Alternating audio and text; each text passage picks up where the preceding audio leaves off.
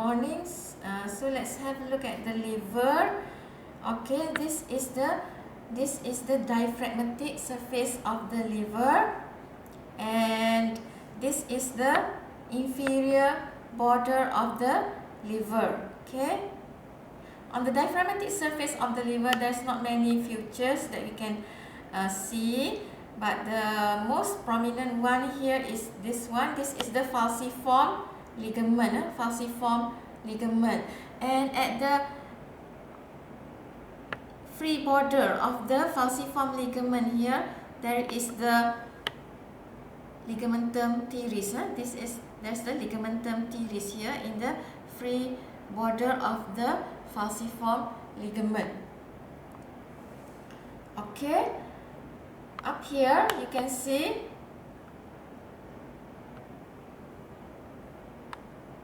this is the coronary ligament. Right coronary ligament, left coronary ligament. Okay, this is right anterior layer coronary ligament, left anterior layer coronary ligament. Left anterior layer coronary ligament ends as the left triangular ligament. Right anterior layer coronary ligament ends laterally as the right triangular ligament. Now let's have a look superiorly on the superior surface here. Okay, again I will repeat. Right anterior layer coronary ligament ends laterally as the right triangular ligament. Left anterior layer coronary ligament ends as the left triangular ligament.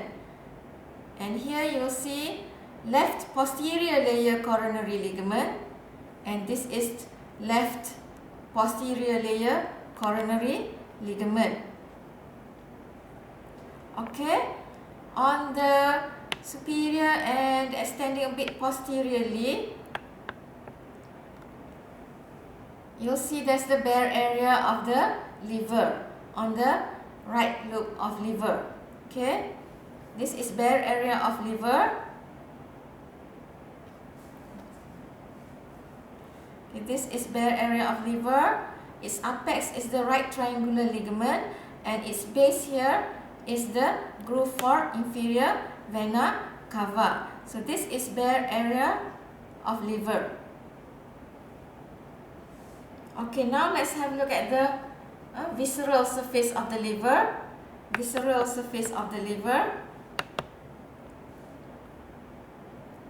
Okay, let's have a look at this ligament here. Okay, this is ligamentum teres.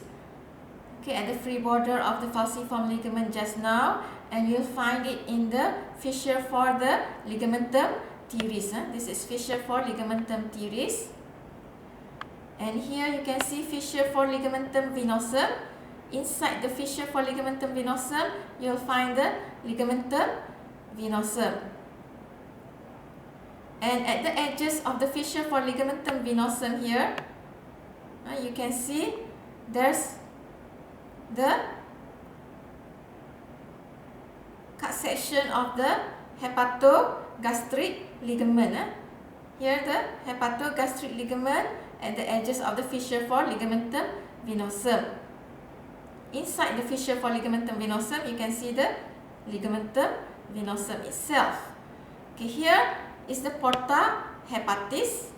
Porta hepatis, and you can see that is encircled by a ligament, and that is the hepatoduodenal ligament.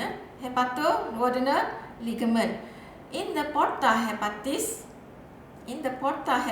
here, in the porta hepatis, you can see here there are three main structures. Okay, posteriorly, blue structure here, hepatic portal vein, and in the middle here, there's the hepatic artery, and most anteriorly here is the hepatic duct. Okay, here you can see a gallbladder. Here you can see gallbladder, and you can see this is the cystic duct.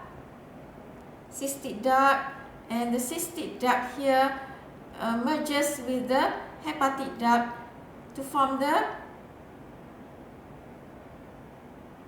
the cystic duct merges with the common hepatic duct to form the bile duct. So the fissure for ligamentum teres. Let's have a look at the visceral surface of the liver again. Visceral surface of the liver. Fissure for the ligamentum teres and fissure for the ligamentum venosum is known as the left sagittal fissure. Fossa for gallbladder. Fossa for gallbladder and groove for inferior vena cava forms the right sagittal fissure. And right sagittal fissure and left sagittal fissure is connected by porta hepatis, thus forming letter H.